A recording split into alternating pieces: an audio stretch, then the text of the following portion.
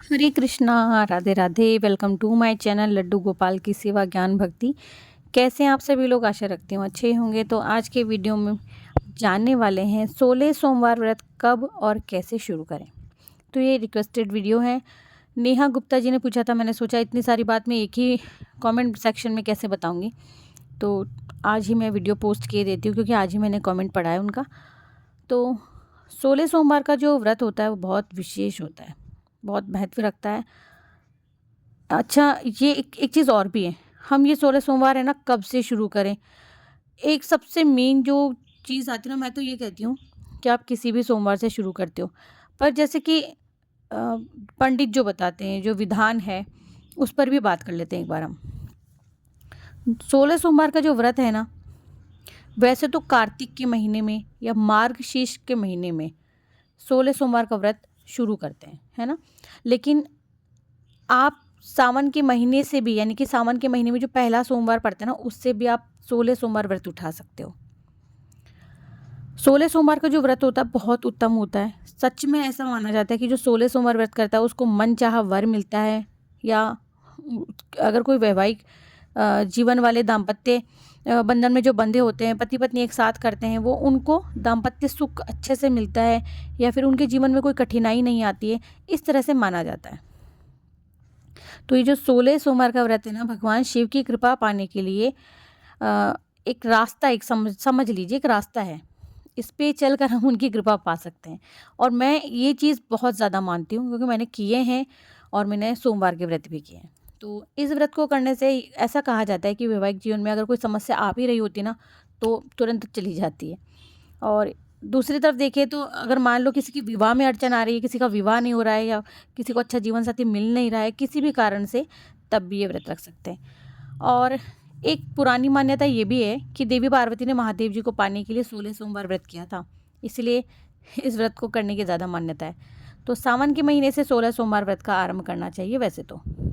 अच्छा, इस वीडियो से हम जानेंगे प्रॉपर किस तरीके से हमें 16 सोमवार का व्रत करना चाहिए, क्या विधि है। तो सबसे पहले मैं आपको बता दूं, अगर कोई भी व्रत हम उठाते हैं ना, तो उसको संकल्प लेके उठाना चाहिए। आप मन की खुशी के लिए कर रहे हो कोई बात नहीं है, लेकिन संकल्प ज़रूर लेना चाहिए। सावन के पहले सोमवार के दिन आप भगवान शिव के सामने बैठ जाएं, 16 सोमवार व्रत का संकल्प करें। कैसे करते हैं वो भी बात जान लेंगे हम।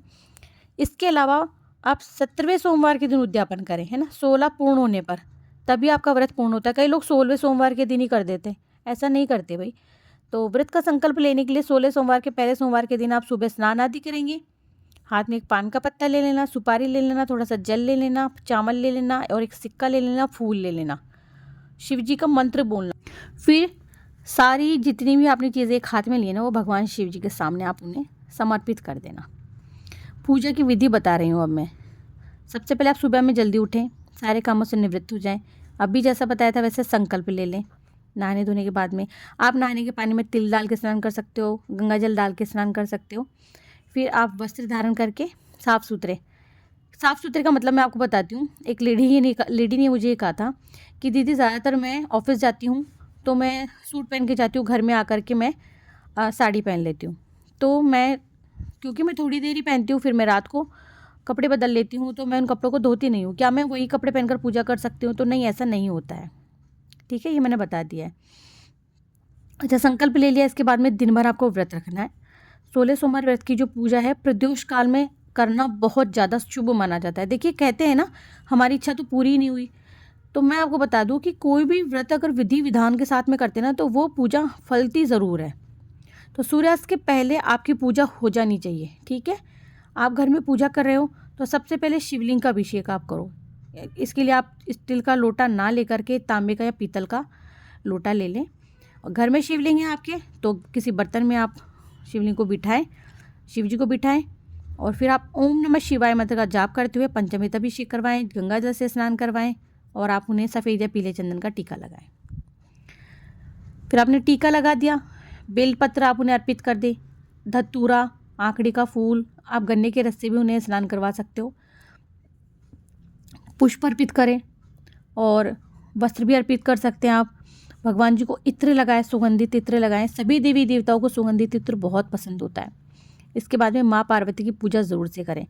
16 सोमवार के लिए 16 श्रृंगार के पूड़े ला के पहले से रख लें, ताकि प्रत्येक सोमवार पर एक श्रृंगार का पूड़ा, ज़्यादा महंगा नहीं आता, 20 से 50 रुपये का आता है, 10 रुपये वाला भी आता है, वो पूड़ा ज़रूर से अर्पित करें। लास्ट में फिर आप कपड़े अर्पित कीजिएगा।